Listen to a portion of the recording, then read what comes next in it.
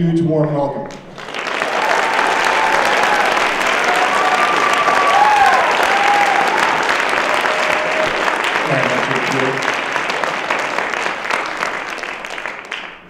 Hang on a second. Erin? Let me give her a call. Sorry. I don't think she can hear downstairs.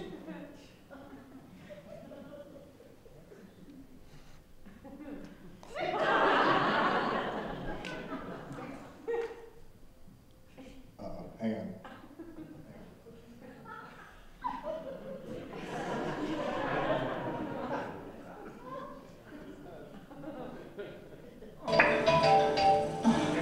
My God, I'm in the middle of a massage. Jesus. Hello? Where the hell are you? I'm doing philanthropy. Philanthropy. Right now?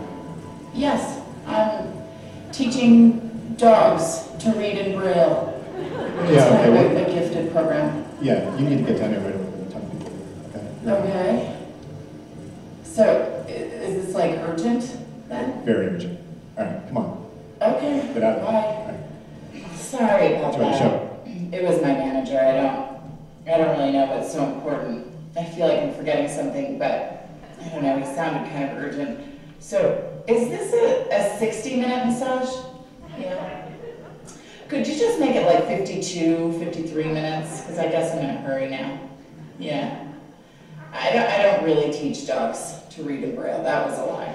I couldn't even teach my dog to sit or to stop chewing the crotch out of my underwear. It's disgusting. It's like having David to cut me as a pet. Okay, I'm ready. I'll lie back down. You keep doing what you were doing because that was good.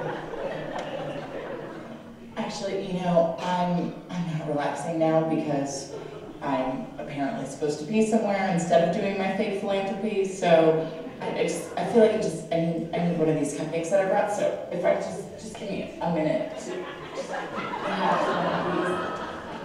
Oh, wait. I got it. Okay. Can I just spit it through this hole? Anyway, sorry. I'm anxious now. I don't know what I'm supposed to be, but are you on? Okay.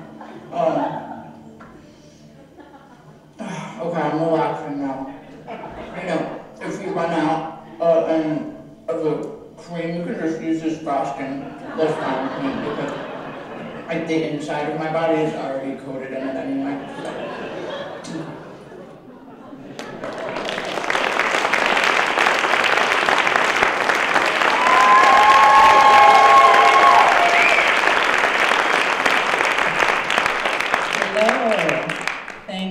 Sorry I was late. I never get to the spa anymore. I know every woman says that she never gets to the spa, but I really don't get to the spa. I mean, you can ask my bikini area. But don't, please, because I'm uncomfortable with eye to bikini contact. And I have had some of that this week with some of you here, thanks to Family Swim at the Y. No, this is much better. I prefer this. You there, me here, we're wearing clothes. There's not this river of tepid water and shame running between us. This is much better. You guys all look really good. It looks like you went out, like you had some drinks and some dinner. Yeah? Good. You're probably saying weird things like, the night is young, right? My dad says that to my mom sometimes. And that is like her cue to dump some Tylenol PM in his drink. That night needs to end. But, anyway, I really almost didn't make it here, but it wasn't because of the spa. It was because of the babysitter. I couldn't get a babysitter. I had to drag a girl home from college to come babysit my kids because these babysitters, they're like never around. I don't know, they're driving me crazy, except for those free French ones. Do you guys know about this?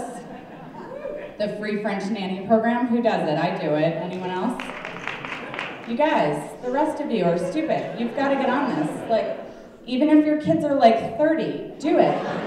Because that free French nanny might become your free French daughter-in-law.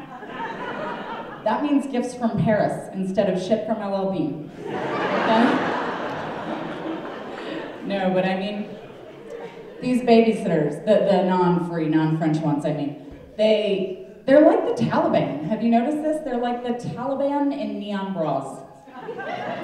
Like, you don't really know where they are, first of all, they're never around.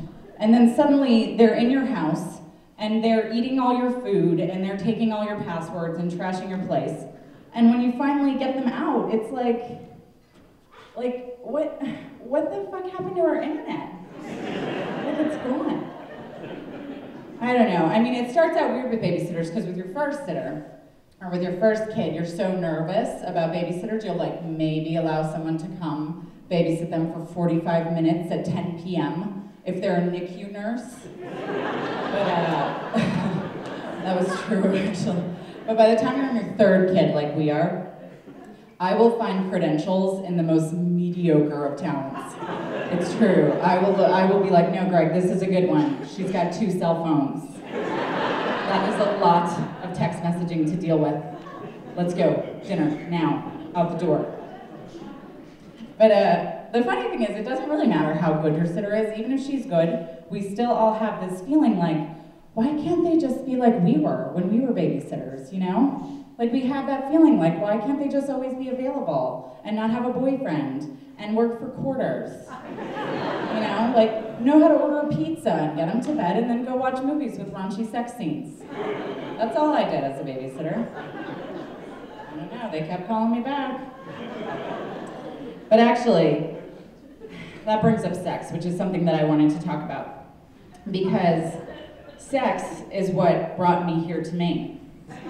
It's true, it's true. Don't laugh, because sex is probably what brought you here to Maine, too. I mean, if you were born here, it was obviously what brought you here. And if you came from away, as a lot of us did, I think sex is still what brought you here, because there is really only one answer to the question, how have you come to Maine? I'm going to tell you that answer right now.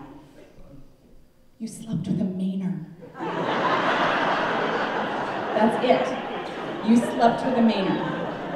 So let me illustrate this for you so you see how this goes. Okay? Okay. So let me just also say, it doesn't matter where where the undressing happened. It doesn't matter where the clothes came off. That could have been in New York, that could have been in Santa Fe, it could be in Istanbul. It doesn't matter where the clothes came off. You will wake up in the morning naked in Maine. It's true. So, watch this. This is the morning, and you're waking up and you're doing that thing that we all do when you have sex with a stranger in the nighttime, where you lift up the sheets, to see what's happening under there. And I don't really know what we're doing when we do that. Like, it's like we're looking to see if Neil Armstrong has like sunk a flag into our private parts. But wait, if you have just slept with a Mainer, you're gonna peek, and you're not even naked. It's worse. It's worse than that. It is, because you are wearing flannel. And prior to that moment, you have only ever seen flannel from afar, and on a guy named Larry. But now you are wearing it. So you are wearing flannel, and you're a little confused about why you're wearing flannel, and you're wondering what's going on, and then suddenly you hear this noise. You hear this weird noise that you've never heard before, and you look outside the window, and you're like, what is that? And the Mainer, who you just slept with, is like, oh, that's a loon. What's a loon, Charles Darwin? Like, that shit looks like a duck. Just call it a duck. Yeah? And so you are now really freaking out, because you are wearing flannel and you're hearing these duck loon things and you do not know what is going on. And so you're panicking and you think you need to make a phone call, and you need to do it quickly. You need to call someone who can explain all this. So you do that thing where you roll out of bed. And you're looking frantically for the phone under the bed. Where's the phone? Here's the phone. And you look, and you're looking for that person you can call who can explain all this to you. It could be your mom, it could be your therapist, it could be your drug dealer, I don't know.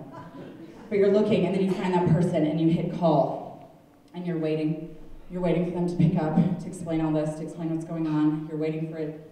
You're waiting. Why aren't they picking up? Why aren't they picking up? Your phone's not even ringing. Why is your phone not ringing? You don't even have service. Because you are in Maine.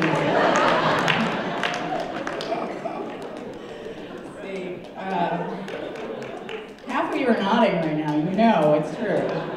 And the other half of you are wearing flannel. But anyway, let's stay on the topic about sex because it's an interesting one.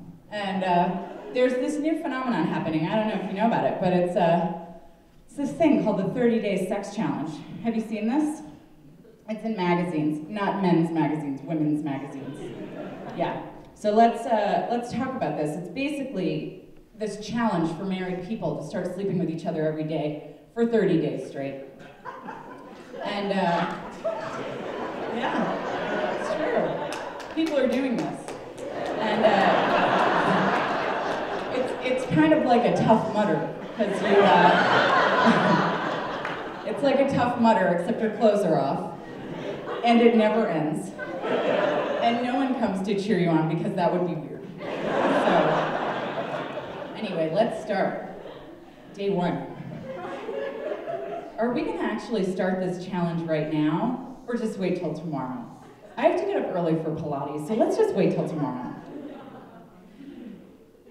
Okay, that was nice. Yeah, that was good. There is a financial prize to be won for completing this challenge, right? Day 4. You want to do this again? Like, is it your birthday and I forgot? Let's try something really exotic tonight, like making falafel. Contrary to what you've heard, Justin Timberlake is not like cherry vanilla lube to my ears. No, turn that off. G7. This MacBook Air is like the Iron Curtain to my NATO. Not tonight, don't try. I have a really fertile feeling, like the banks of the Tigris-Euphrates River.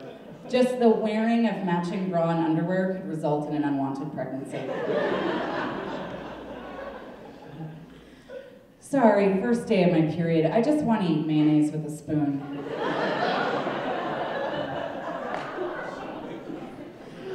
I took a bunch of expired Motrin, so I'm gonna just lay on the bathroom floor and monitor toxicity symptoms.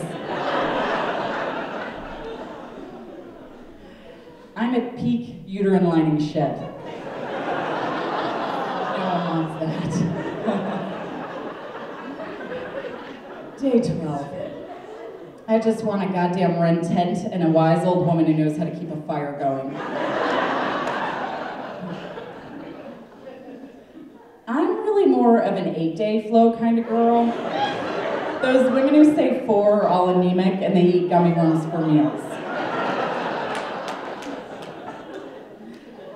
Don't even look at me. I feel like an Asian water buffalo during fly season.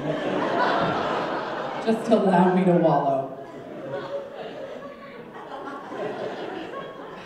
Well, you know, I would have been in the mood if you hadn't left your Sports Illustrated swimsuit edition with Brooklyn Decker on the cover in the bathroom. My self-esteem balloon deflated rapidly, and now I don't feel safe or supported or cherished. No. Just no.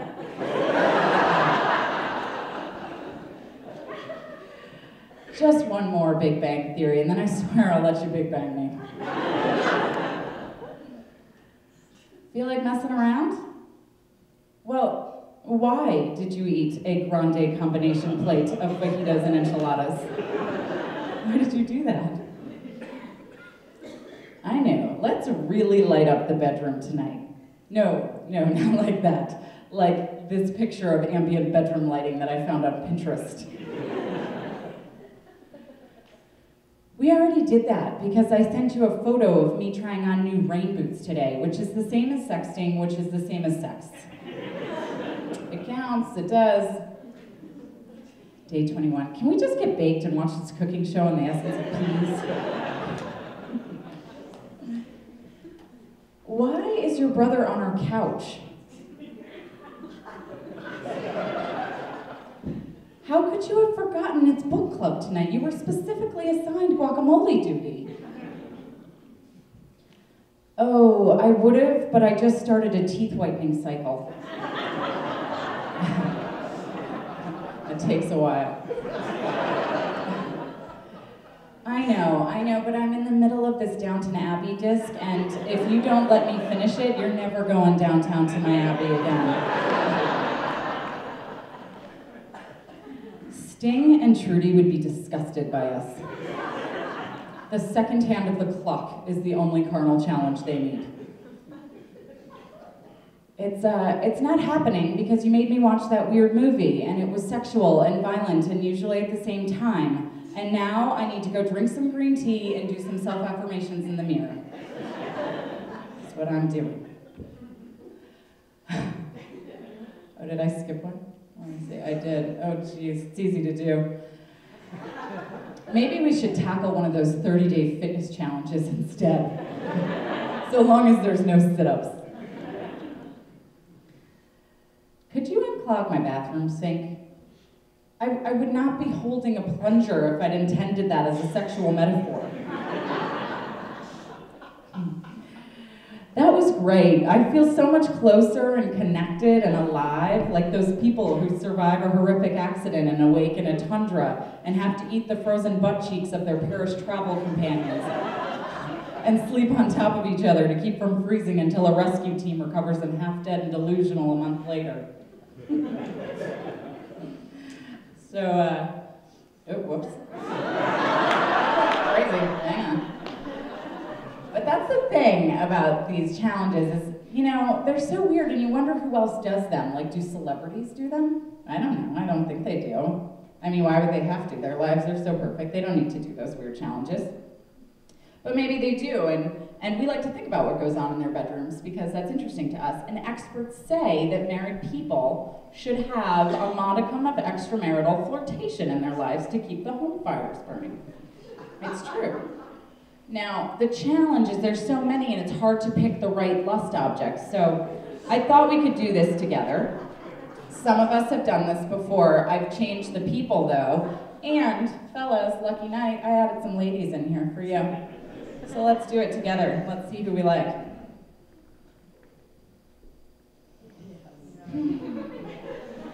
I mean, he's okay, right? He's all right. I'm worried about him though because he's getting older and I like to sleep a lot and I worry about how many times at night he gets up to pee. I do. Okay, Matt Damon. Yeah, right? Do you remember the Firstborn Identity he did where I saw this right after I'd had my first child and there was that scene where he had his female star in the shower and he was dyeing her hair and washing her hair and cutting her hair. And it was, you know, it was a hot scene. And I thought about that scene for a long time.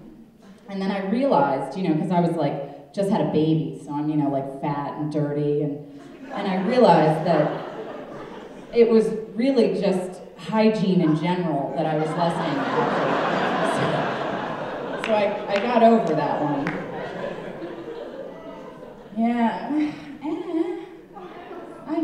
I know, but I loved him every day of my life for many years.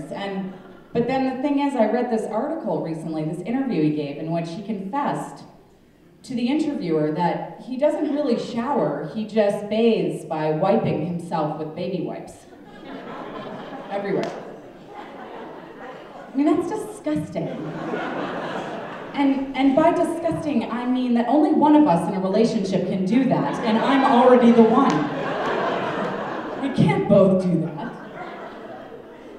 Okay, Adam Levine. Yeah, no, I don't watch any of those talent shows, but just the fact that his job is to judge performance makes me so sweaty to think about in the bedroom. I can't deal with that. You don't get perfect tens for lying there watching infomercials. And you don't. No. Okay, Hugh Grant. I know, but seriously, maybe the only man in the world who can get caught with his pants down with a hooker named Divine Brown, and yet still we're all like, but he's so dignified, isn't he? He's so dignified. He's so fancy. I think none of us need Hugh Grant, we just all need a British accent, is what we need, right? That will take us far. Ashton Kutcher. I know. I wrote a little tweet which made its way to the New York Times, which was sort of exciting for me. But I was feeling a little angry about how he burned our middle-aged compatriot, Demi Moore. I was feeling a little angry about that, so I wrote a tweet and I said, Demi Moore should wait until Ashton Kutcher has a newborn son, and then she should bone him. Mature, I know. So, John Hamm, or better known as Don Draper. Yeah, he inspires some interesting fantasies, a lot of secretarial stuff, maybe just paychecks in general, girdles, all that stuff. But then, I was into him until I saw this photo in a magazine. Yikes. Do you see what I see? Here.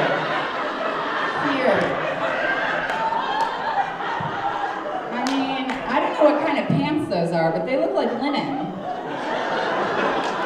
I don't wear linen pants unless I'm wearing 3 pairs of Spanx. I don't go out of the house like that. It's just wrong.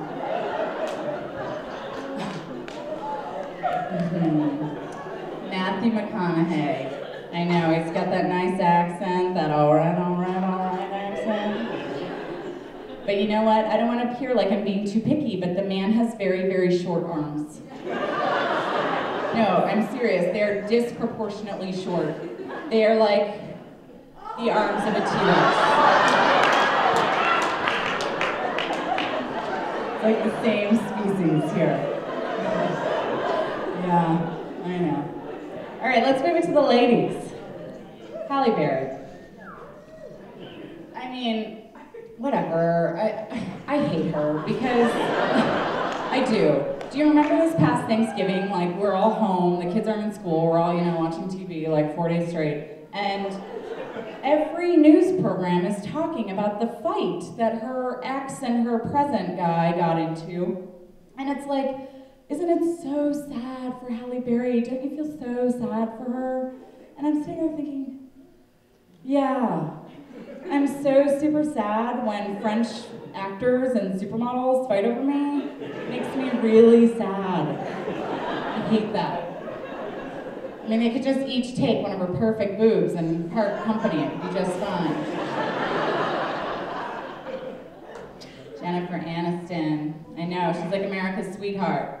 But here's the thing about her, like, I think she's kind of a buzzkill for guys because everywhere you go, it's magazine after magazine. Jen wants babies. Jen will take a baby any way she can get one. Just give Jen a baby or she'll take yours. I don't get how guys can be excited about that. Okay, Salma Hayek. Now, I really just threw her in here because she drives me insane, and I look for ways I can do my Salma Hayek accent. But if you are an actor, you are expected to have at least one other accent that you can do. And if you are an Australian actor, then you have like 9 other global accents that you can do. But not Salma Hayek, she can only do Salma Hayek. And this is how it sounds. I don't know if you remember this diapers commercial, but this is how it sounds. For every pack of Pampers that you buy, you are helping to save the world's babies.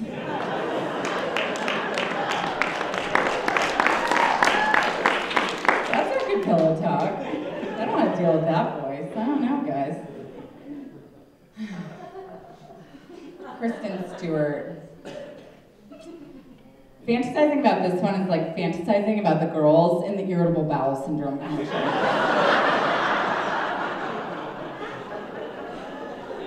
How she looks all the time. I can't get into that. Okay. Victoria Beckham. My husband loves her, that's why I threw her in. So, I mean, she's beautiful, and she's a Spice Girl, and she's international, and I mean, she got like sports. She married David Beckham, so that's, you know, kind of a win. But here's the thing. I don't think she's that smart, because she named that last child of hers Harper, but she can't say the word Harper. She says Appa. Why would you name your child Appa if you can't say Harper? It's just weird. It's not smart. Okay. I would put my money on this one because she's Latina, and she's beautiful, and she's rich, and let's face it, she has low standards. Look at her, she does. Look at her ex-husband and look at her boyfriend. They are the only two ugly Latin men in the world. I mean, if you are a dude that is above like 5 feet and you have like a nose and a, you know, at least one eye, she's there.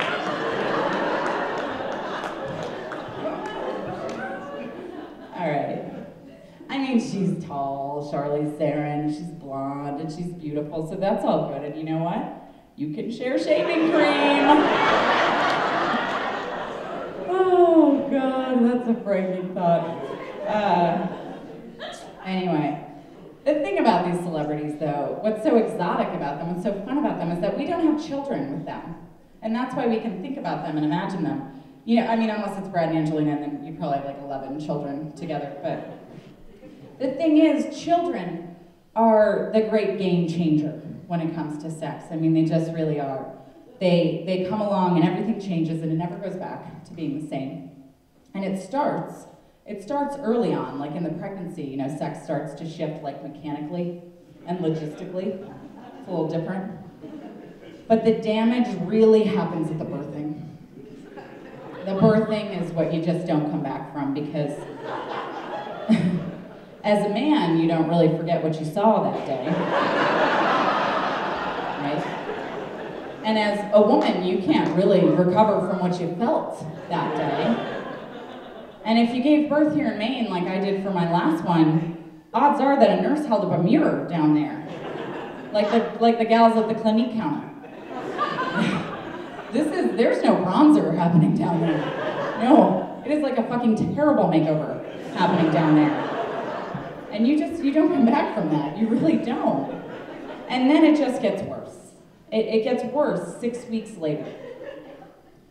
6 weeks later, it's the postpartum appointment. You might remember this one, but it is the appointment in which the OB will stare at your nethers under the glare of a strobe light mounted to a hard hat, while she asks you leading questions, trying to figure out how many times you've fallen down the stairs in a fit of delirium, and how closely you're identifying with the movie The Omen.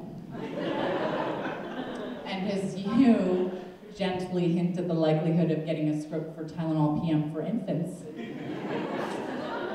your OB will smile at you. She'll offer you congratulations for your bundle of colic.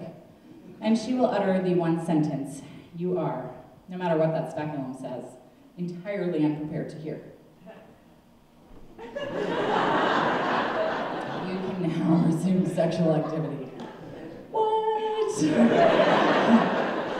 No. Yeah, your gone fishing sign was just yanked right off your vagina. Mine year 2012 just hit your private parts. Yeah, no, there's really no coming back from that. And, you know, you're just trying to get through it all, and suddenly your husband is sitting there, right beside you during this appointment, and the smile to stretch across his face will outstretch the one you saw when he was first handed his newborn child. Yeah.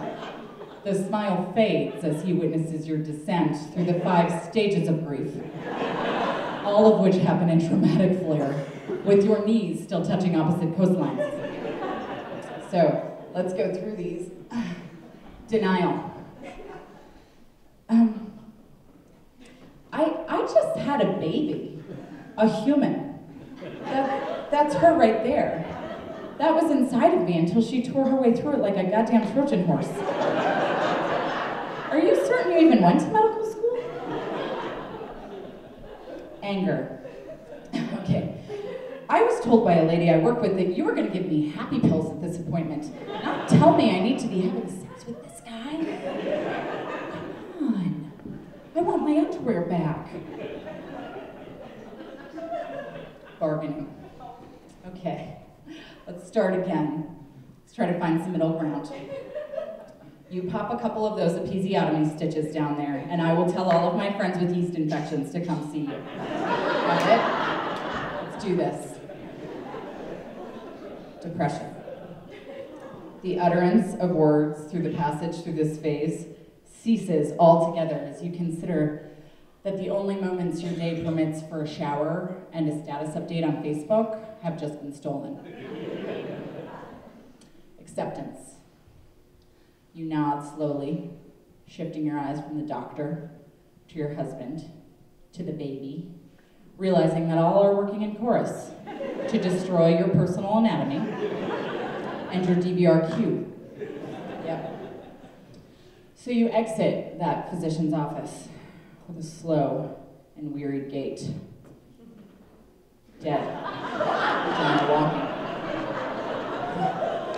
Yeah. Your husband, on the other hand, oh, he's got a buoyancy in his step, right? Yep, he's hearing a little something in his head. Yeah, a little something that goes like this. Yeah. He's like moving along to that. Yeah, that's frightening. And you are feeling a little overwhelmed because your body has been hijacked by hormones. Your erogenous zones have been assassinated by nursing. And your ability to lay prone in the dark without falling comatose has been lost altogether. And you're feeling a little terrified because your lady innards still look like a lot like Hiroshima must have looked after the A-bomb. But, you realize he's gonna start dry humping your leg like an unneutered Jack Russell Terrier if you continue to cite funky stuff you don't even want to know about going on down there as your reason for celibacy. And he will suspect that you are stretching the truth when you say you are considering a divine calling to join a Roman convent. So you'll do it. You'll do it. And it'll be fine, but it's completely fair to say that you're not taking your sweatpants off. Oh, it's so scary. Meet me after the show if you want to go on fishing sign for your vagina. You can't find that on Etsy. I've looked, you can't. So, yeah, that's the scary stuff. But, at some point, you start to think, probably as you look at your bed, which is so covered with humans, it's like a Roman orgy in there, but not sexual. It's just sweaty limbs and torsos, and there's no place to even sleep. There's no room to sleep anymore. You don't know how you're going to keep making these babies. So you decide that maybe it's time to get a little control of the situation. Go talk to your doctor and figure out some steps. And you know that you've made the right decision when even your doctor is like, yes, I think it's time. Which is, OB talk for your vagina is about to drop its transmission. So this is my experience with my gynecologist, who may be here, I don't know. If so, I'm sorry for the repeat, since you already heard this live. But, yeah. So this is some questions I asked when I went to talk about the IUD with my gynecologist. Why is it called an intrauterine device? Are there batteries or ticking? Does Tom Cruise ever need to defuse it? This diagram looks like someone has a wishbone lodged in their heart, which actually almost happened to me one Thanksgiving. So, copper immobilizes the sperm. That's funny because copper also immobilizes my bank account. Will I get taller from this? I'm just asking for a friend. On the pain scale of running a marathon over hot embers to watching Val Kilmer pretend to be blind, where is this procedure gonna fall on that scale? Remember that movie? Could you not use the word insertion so long as I'm in this office? It's a bad word. I once saw an IUD on the asphalt of a Burlington coat factory parking lot. So I'm assuming they can just fall right out if you get excited about discounts. They can't, she tells me, so don't worry. If this lasts for 10 years, can I just renew it along with my passport? Wait. Sometimes a local anesthetic is used? No. See, when it comes to the numbing of my cervix, always is really more in line with my philosophy. I need to locate a string in there every month? I can't even find my car keys and they're attached to a tennis ball.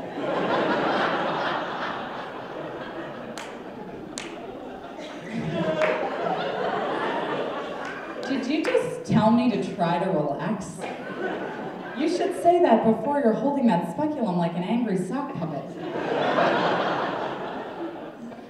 No, really, you needn't worry about me trying to remove it myself. I don't even take my contact lenses out at night.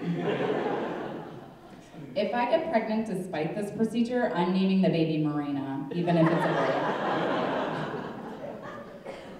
Can you just get that thing in there right now? Because I'm really rarely not pregnant, and I'd like to just capitalize on this moment. Yes, see, I've had 3 children in 2.5 years, so in case you didn't know that, that's why I was in such a rush. But and they weren't triplets, and they weren't any twins either. Although people will argue that point with me sometimes, and they'll be like, "No, those 2 are twins, right?" Like, no, they're not. No, they are. It baffles people, I know, but these are the awkward moments of womanhood that we women have to deal with. Men, you guys don't really have to deal with this stuff. Like, you guys, you have to deal with the doctor who cups your balls and makes you cough, but from the sounds of it, you guys do that like once every 25 years. So we have to deal with this stuff all the time, and we also have to deal with, our friends trying to sell us like face wash and whether to cut bangs and how to deal with pores. I don't even think men are born with pores. It's so unfair, but one thing I have come to realize about being a woman is that there is really no more stressful thing in the world than bachelorette parties. That's true. See, I went to my first bachelorette party just recently, so with some people in this room. And I'm going to read you a little story about it, because it made an impression. Yeah. I recently attended a bachelorette party, and the role of guest of honor was not really reserved for the bride, but for the male stripper who was booked for the occasion. I was privy to the fact that he was reserved, and it became a source of near constant anxiety and yo-yo dieting for weeks. The knowledge of his impending performance eclipsed all the workings of my daily life, to the point that if the librarian said, "Erin, do you want to check this out?" my forehead would bead with sweat and I'd whisper, "Am I supposed to check it out?" Sure. Despite it being on the forefront of my consciousness for several weeks, the instant the party host entered the room, her eyes slanted with concentration and fingers clasped the phone to say that the neighbors had phoned in a noise complaint, I immediately forgot about the jig. "Seriously?" I panted. "But it's not even that loud." She shot me a look that could be described only as, "I know you've never seen a male stripper, and you are freaking out about balls in your face, but for Christ's sake, we've gone over this a million times now." I steadied my body and silently chastised myself for being the weak link in the chain of seasoned spectators of exotic dancing. I returned my attention to the bevy of tipsy ladies twirling around me and swirling drinks with penis straws so realistic they even had veins molded into the plastic. They did. I sidled up to the dessert table to cut a slice away from the phallic cake, which resembled a maple Long John donut atop fuzzy tennis balls. A woman I did not know well appeared beside me and whispered, "Did you hear his name is Animal?" I dropped my fork. the only implement not made to look like a penis for miles, and murmured, "That has to be indicative of a lot of body hair." The thought of it darkened the skies inside my head, but gratefully made me forget about the fact that I was shoveling coconut shavings that were meant to be pubic hair into my mouth. It was in the next moment that I noticed my friend and sister to the bride dart across the floor and launch herself into the couch positioned furthest from the center of the room. Now, I may not know what direction in which the sun rises and sets, or what to do when gangrene takes hold, but my survival instincts rang out loud and clear. It was time to stand far, far away from the animal. Before I could even summon the motor coordination to climb a tree or run in a zigzag or play dead, he had entered the room. There was a flurry of movement as squealing women flung themselves at the perimeter of the living room like newly captured wild animals, testing the fences of their zoo enclosure. I held my plate of penis cake defensively, as though it could project a force field in case the real thing tried to mount my leg. As he strode to the center of the circle, I backed into an ottoman and lowered myself into a sliver of space between two women. Yeah, those are my survival instincts right there. Just be really still and look away, and maybe he'll think you're a floor lamp. Clearly also my dressing was strategic. I'm dressing as though I am going to Mormon Bible camp. I'm not really sure what I was thinking. I think it's my southern upbringing, like I'm even supposed to look like a lady if a stripper's coming. But anyway, I'm sitting there and suddenly something feels off. Not that I had the precedents against which to judge the rightness and wrongness of strippers, but the figure that stood before us was unlike anything I had ever seen in movies or heard in Bachelorette lore. I looked at the woman beside me, unable to utter my grievance, yet she answered with full understanding of my dilemma. He's 20. 20 years old. Like, I would have reacted better to the revelation that he had 20 balls or had served 20 years hard time. But no, 20 years of living was an entirely different affront. There was a time when a man of 20 years of age and various stages of undress would have been enticing to me. But I was still wearing braces and talking on a phone that looked like a set of lips then. I looked at his face, which was hard to do since he was at that moment doing push-ups with his feet in the lap of a female partygoer. And as my head moved in rhythm with his dipping body, straining to get a glimpse of his profile, I started to feel this dread slap up against me like an errant wave against the breakwater. I felt anxious and antsy.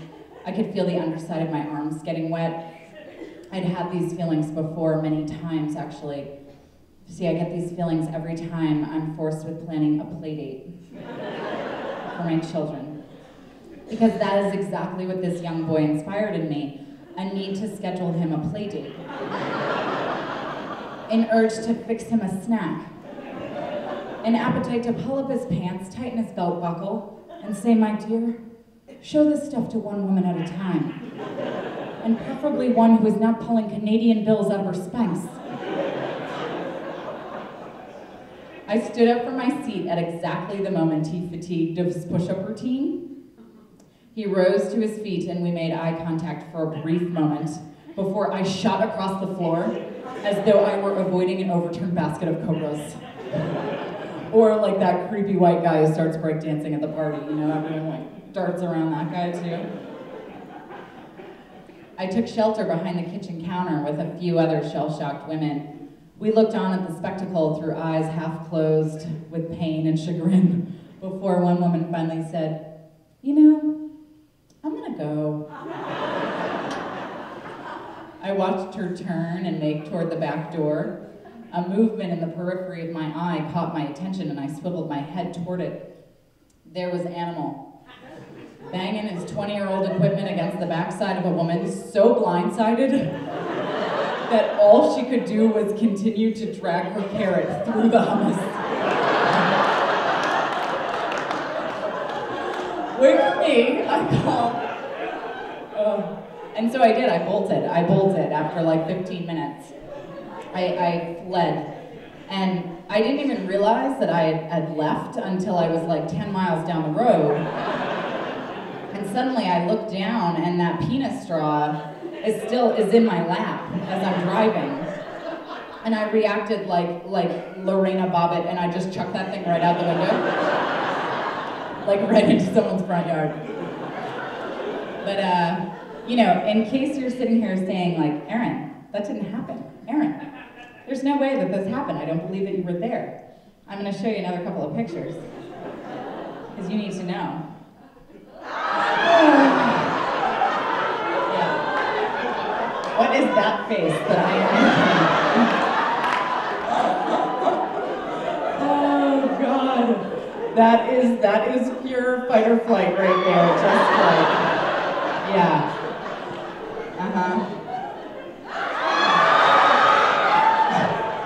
Okay.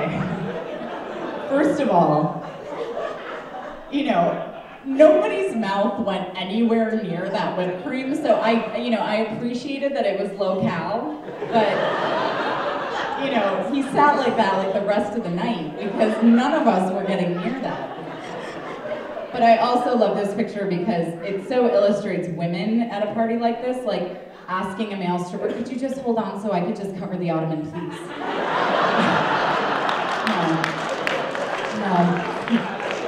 No, men don't do that with women, I don't think. They're not like, let me unroll this pool cover really quick before you do your thing. Yeah. Or this photo, whoa! I think he had a nebulizer in there. That's how she was breathing, I don't know. I was long gone by this point. I was like in fucking Portland by now. Oh my God, yeah, if you came to this show with a woman who is, you know, suddenly darted for the bathroom, you can bet your ass she was at this party. No, but actually, I was terrified, but sometimes hanging out with your girlfriends can be fun. It can be fun, like girls' weekends. I don't know if you guys ever, well, not you guys, because you're not invited on the girls' weekends, but girls' weekends can be really fun, and I actually took one with some more ladies in this room, so this is exciting. This is like a Grey's Anatomy private practice crossover episode. Let's do this.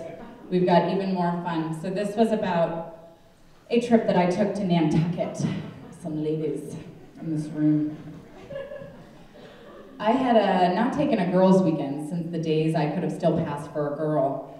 Before settling down, little consideration beyond whether my bank account could endure it went into skipping out of town with girlfriends. I could pull the door closed without even a fleeting concern for anything left behind, as the only one depending on me was a miniature Indian roommate who expected her half of rent whether I was present and accounted for, or enslaved in an Aruban human trafficking ring. Since getting married and having children, I had been called out of town for the occasional business engagement, but I had not yet ventured off with friends on a trip dedicated purely to frivolity and trans fats. A girls' weekend once you're married or have children is a different sort of trip. It's different because you're not actually a girl anymore. In this case, we're all grown women, a motley assembly of personal circumstances and experiences, unified by under-eye puffiness and a profound desire to wear pants that once fit. We weren't looking for woolly adventures. We weren't interested in going to nightclubs named after elements of the periodic table. We just sought quiet and camaraderie and slub cotton. Each of us left behind children, chores, jobs, bills, and towering piles of laundry for a couple of days in a place where none of these things seemed to exist, Nantucket. Now, I realized I'd ascended to a more mature vacationing mode as I boarded the island-bound ferry loaded with names like Vivian and Winthrop.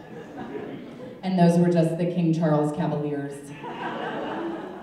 It was like being a passenger aboard the Mayflower, only faster, and in the opposite direction, and with gin and tonics instead of tuberculosis. And as we toted our bags over pathways lined by antique gas lamps, one of us intrepid travelers stopped short to say she had an idea where to get some acid. Maybe we're not that middle-aged, I thought. But she had meant acidophilus, however. And, yeah. That was probably for the best, as we were all tripping enough over the cobblestones, thanks to painfully unorthodox shoes that hadn't been worn since before Zac Efron was born. The weekend brought spurts of window shopping and aimless strolling, contrasted with plenty of resting and taking showers the way they do in movies where actual cleansing occurs. Every restaurant experience was a triumph, and not due to Michelin or Zagat accolades, but because it lacked high chairs and the violent screams of, "I need chocolate milk!" We asked each other questions, and we were able to hear the answers. I went through several pages from The New Yorker, actually reading them instead of using them to sop up a bodily fluid. There was plenty of conversation, laughter, and sitting upon couches until the need for a nap overtook. Alas, my friends lacked the fortitude that I have for sustained sedentary bouts. Their bodies are enlivened by muscular stimulation and elevated heart rate. They even buy yoga pants to actually partake in yoga. When the majority democratically decreed it time to rent bicycles and take them for a long loop around the island, I tried to bow out gracefully, citing a missing cardiovascular system. But no one bought that. And no one could be convinced that I had an extreme distance race coming up, which I was in a carbo-loading, exercise-free preparatory phase. Nobody bought that either. As the tires on my bicycle were being inflated, my confession that I'd had a torrid affair with Lance Armstrong that ended badly, the wounds from which reopen every time I see a set of handlebars, fell upon deaf ears. Being the youngest of the group, the others had bestowed upon me the moniker Little Sister. And like all big siblings, they didn't give a shit that I was sure the adage, "it's like riding a bicycle," would no longer be used if people knew how old I was before my training wheels came off. As the futility of my protest crystallized, so did the realization the others had exercise accoutrement. They had stuff. I spied cross trainers and breathable fabrics and eco-friendly water bottles. I darted into the house to secure my own provisions, which earned arched eyebrows when I returned wearing boat shoes, a pajama shirt, and holding a mini bottle of sparkling wine. Gotta hydrate. I heaved a leaden leg over the aggressive male crossbar and began pedaling furiously. From my position as the caboose, I resembled the pitiable biker at the back of the heap in the Tour de France, who makes onlookers wonder, dude, did you forget to blood dope before this thing? Come on. We cycled past stretches of windswept beaches and grandiose homes with names like Fairhaven and Lazy Days, a whimsical contrast to the name I'd given my 10-speed, Mobile Hysterectomy. By the time we'd reached the ocean, my core body temperature was like that of a wasp watching her muscular gardener shovel mulch.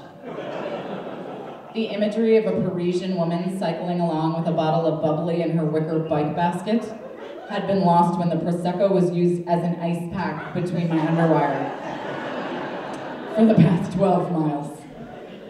I dismounted the bike clumsily and tossed my phone in the basket, taking a mental note to call my OBGYN to schedule an episiotomy repair upon my return. I peeled away clothing until I was down to my unmentionables, which is what they call underwear in Nantucket. And I trotted across the sand to the water's edge while calling over my shoulder to the others, "If I actually touch the water, that makes me a triathlete."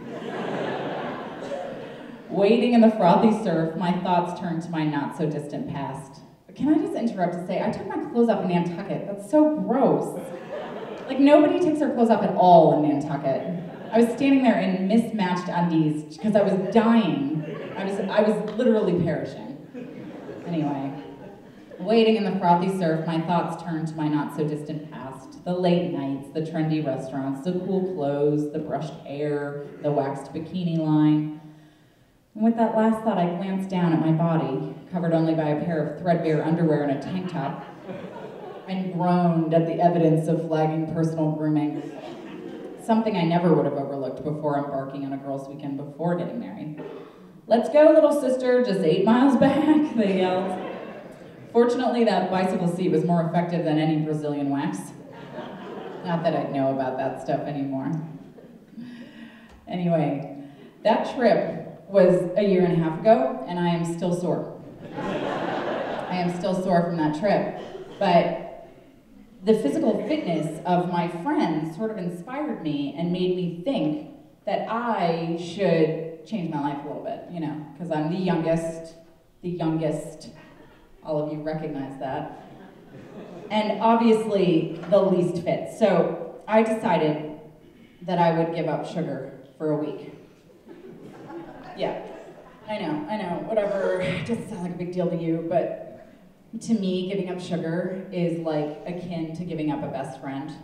It's a best friend who greets you warmly, holds your hand, walks you through that bleak stretch between lunch and dinner. Never, ever looks askance at you as you throw pieces of croissant at the TV screen every time Kim Kardashian trots by in leather pants. No, sugar is that friend who's there to hug you with arms dripping with 12 atoms of carbon, 22 atoms of hydrogen, and 11 atoms of oxygen, which is the Notebook kind of true love right there. So I decided, though, like a drug addict, that I needed to wrest control away from my psychotropic captor, and that I would show sugar who's boss. And a friend of mine who is a nutritionist, I mean, not really, she just eats a lot of kale, and she never ever considers murdering anyone for a piece of cake. She suggested that I take a diary of my travail. So I did. So here's my diary. I'm going to read it to you because it's pretty, it's pretty profound. Day 1. It's really hard to do God's work like this. I feel alert yet serene, connected to myself and the constellation of human souls around me. I want to do philanthropy. I want to say the word philanthropy. I want to make others do philanthropy. Maybe I'll just start with paying my cable bill on time. I'm going to be the change I want to. What the fuck do you mean hot chocolate has sugar in it? Come on!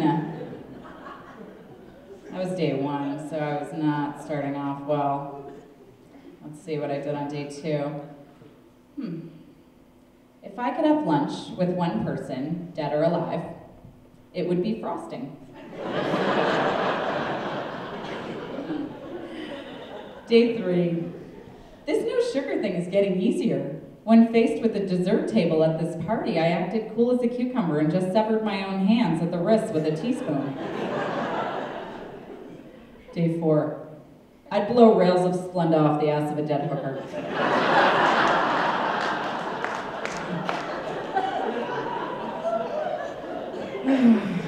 Day 5.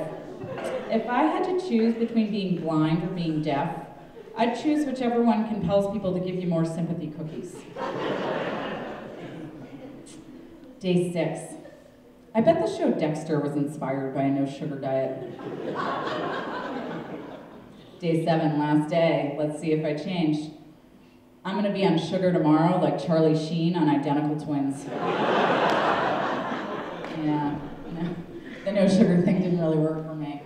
And it just, I tried to change my life with it, and I tried to change my clothes, and that didn't work. And I tried to get NASA to put me on the moon, but, they wouldn't take $11.70, which is the whole of my 401k right now. So anyway, I thought that I would do a little renovation, because that's what people say you should do, like feather your nest a little bit. So that's what I did. Check it out. Oh, hey. You caught me in my office, my home office. Do you have a home office? You should. Yeah.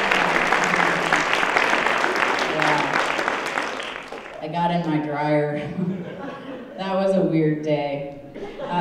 Getting in was easy enough, but getting out was a different story.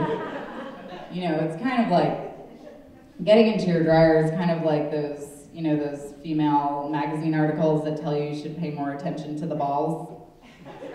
Once you're in there, you just really wish you weren't, and it's really hot, and you're feeling claustrophobic. So just, you know, don't do it, is my point. But I had a lot of time to think about big issues of life in there, you know, really big issues. And so I gave a lot of thought to this one issue that's been bugging me, the hair down there. So I have one more story to read you, and that's it for the story part of this trip. But anyway, everyone ponders the alchemy behind good marriages. There are a few reasons that G and I have managed to stay together all these years. We laugh with each other, we watch movies together, we take evening walks when it's warm out, and I also don't underestimate the vitalness of keeping our checking accounts and our closets separate. But the thing that probably keeps our union buttressed against the ruthless elements is pubic hair. It's true.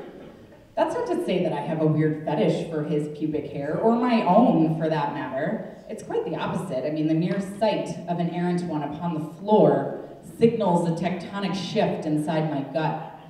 I curl my lips in disgust and realize grimly that the acceptable lapse in time between vacuums has finally arrived.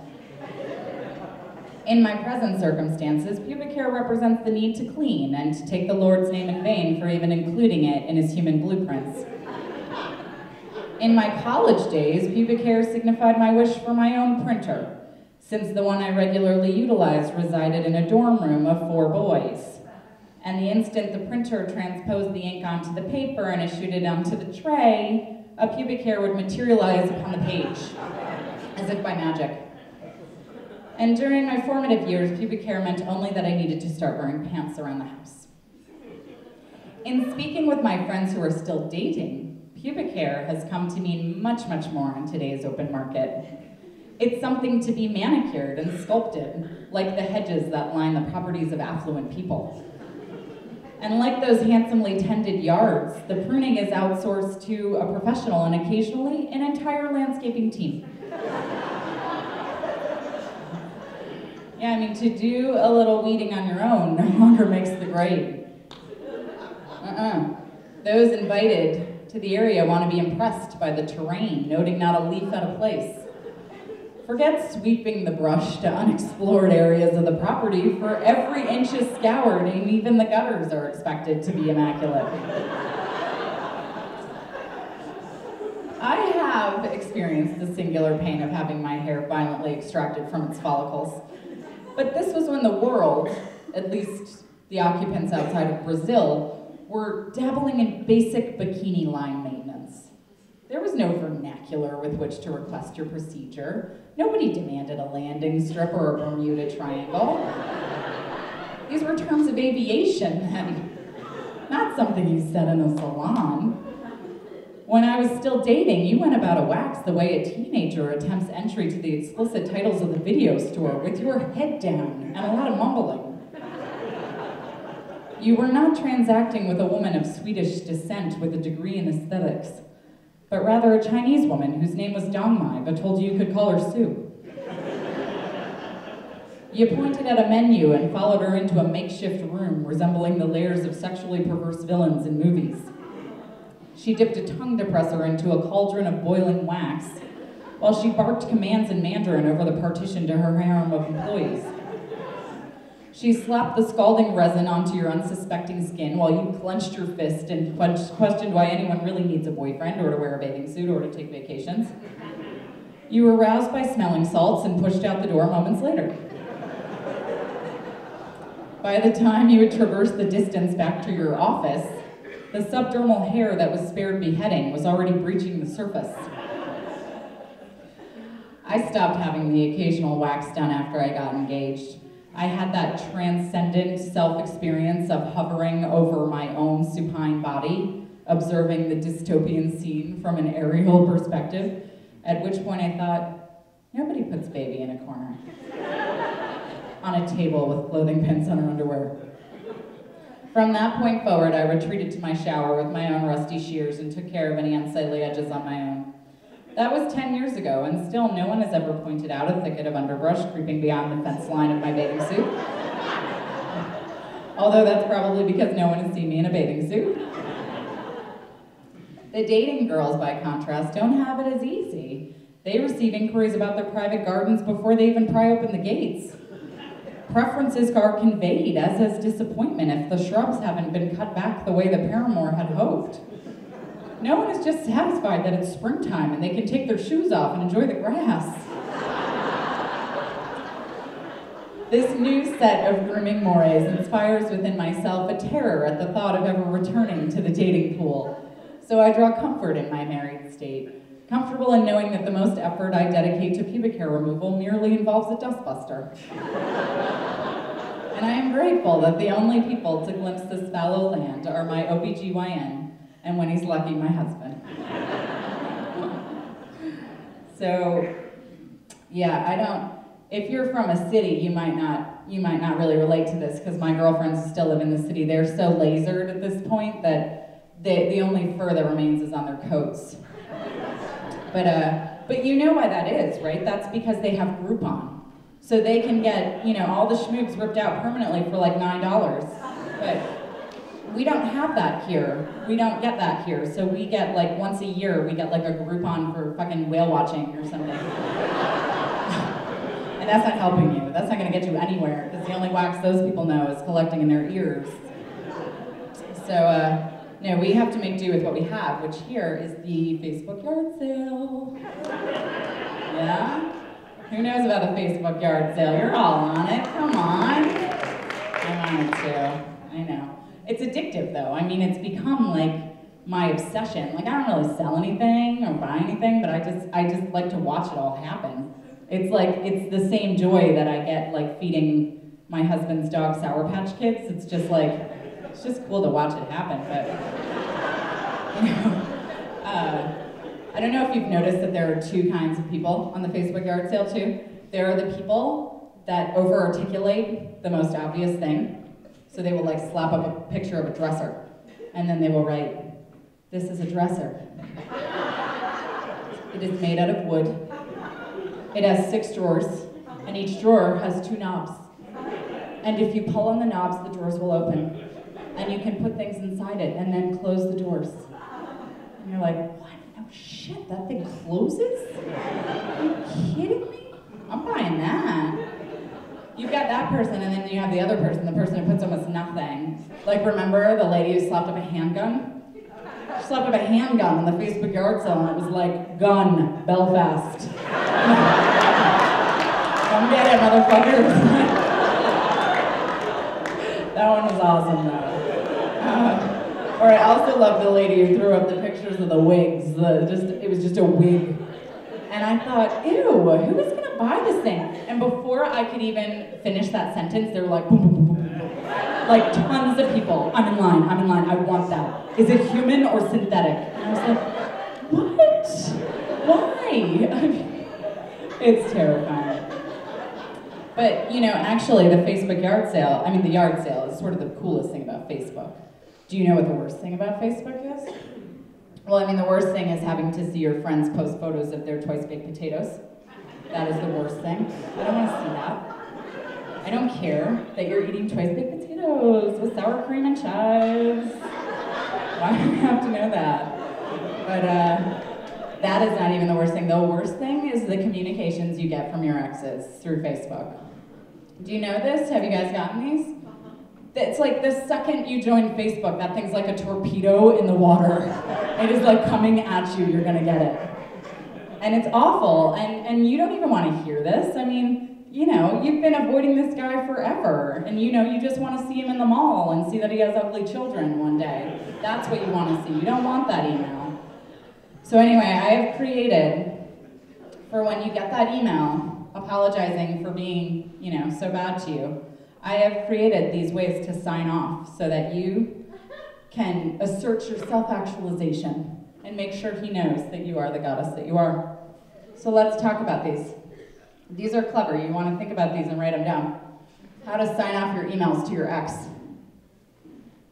I still fit in my college pants with a pair of Spanx and a bungee cord. Yeah, maybe 2, but... My therapist said he'd do me if it weren't for the patient-doctor trust we've established. Impressive. Our wireless network is called Big Daddy 9. That'll get him jealous. Trust me. No, I don't listen to Tony Braxton and cry much anymore. A homeless man with an eye patch saw me holding my wrapped fajitas and told me I looked like Angelina Jolie recently. That actually happened to me. Yeah. I gave him my fajitas. Sorry it took me 6 minutes to respond. I'm very busy with the demands of life in a startup jewelry business. Well, you may have been right about my anthropology major, but I have 240 friends on Facebook, sucker! But you don't need to apologize for ending things like a dick. I only waited at the airport for 14 hours. You know, I set a personal record in eating Cinnabons that day. It's great. Just to clarify, I did not sleep with your brother. And if that wasn't a cloudy point for you, just forget I mentioned it. Size 0, 1 is silent. I like that one. I had stationery made in that one. Well, maybe my husband does take me on dates to the Chinese buffet so one of us can dine free, but at least he takes me out in public. Mm-hmm. Your wife is pretty. You know, if you're into that sort of look. So, you know, these are going to carry you far. I have taught you so much here tonight. And I am not done. I have one more lesson for you. And this one is hugely important. It's very important. It's about texting. Texting between married people. It is not sexting. We are too old for that. We will pull a hammy doing that. This is just your basic texting. I think you all know what that is. My mom still thinks texting is faxing. But the only thing you need to know is acronyms. You know, like LOL, laugh out loud, BRB, be right back. These are some new ones, and it is going to cut down your time on the phone, I'm telling you. Let's check it out. So here's the first one. This is the guy up here, so you know the symbols, and here's the acronym. So this is the husband saying, how are kids? Crying, fighting, vomiting. That is 90% of your communication right there.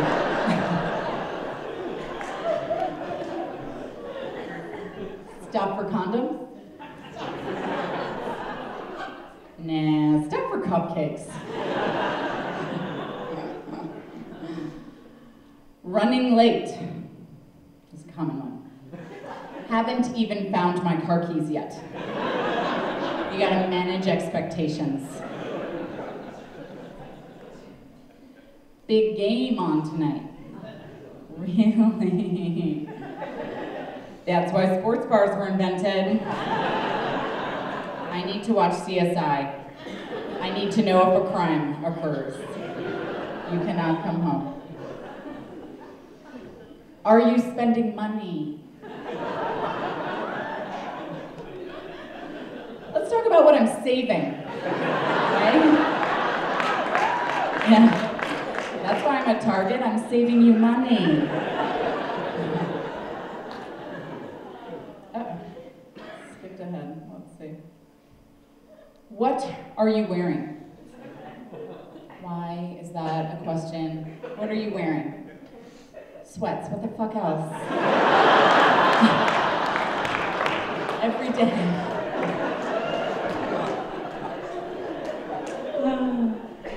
This is a good one, you're gonna want this one. Working late tonight. No, you're not. Because I am sending your boss photos of your junk if you don't leave now.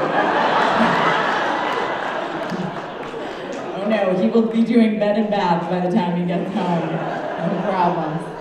That gets him up and moving. Okay, so now I've switched it. This is the lady talking. At Target, need anything? It's a fair question. No, and empty half the cart. I hate that one. I hate it. Where are you? I know where I am. I am stress eating and weeping in the grocery store parking lot. You will see me there in the red Jeep. Last spot. Are kids asleep? No. They have the stamina of Lance Armstrong with 2 balls. And 7 Tour de France's worth of human growth hormone. When is this girls' night over? Well,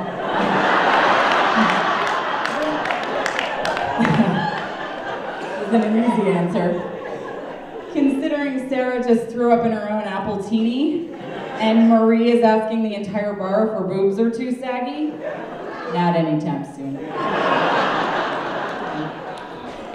Don't keep the light on for me. What is this charge from Banana Republic? It's a farmer's market. I bought a bunch of fruit. I love apples. That'll buy you a couple of weeks at least. You know, try some stuff on, return a few things. Do we have a date night tonight? Uh-oh. Come on. Oh no. Oh, here it is. Yes, it started 2 hours ago. Yes. Sorry for my attitude earlier. Sorry for your American Express card right after.